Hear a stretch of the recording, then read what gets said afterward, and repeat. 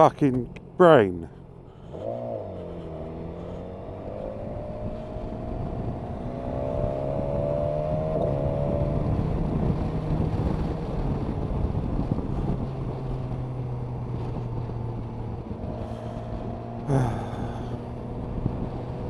See, that's one of those situations where a lot of people go, "Why you fucking? Why are you so stupid? Why don't you look at your camera?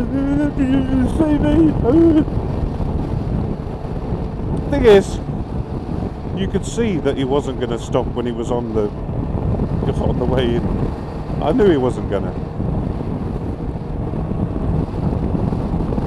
Which is why I was off the gas. I was slowing down a little bit. I was expecting him to just carry on totally oblivious, but no, he put his brakes on, which is fine. He had a slightly sorry look on his face, which is good, but I was prepared to react either way. He was either going to go straight on and then I'd just go behind him, or he was going to come to a stop as he did, in which case I was in the right position to slow down and come to almost stop as well. I could have carried on going right, or I could have gone in front of him, which is what I did. So yeah.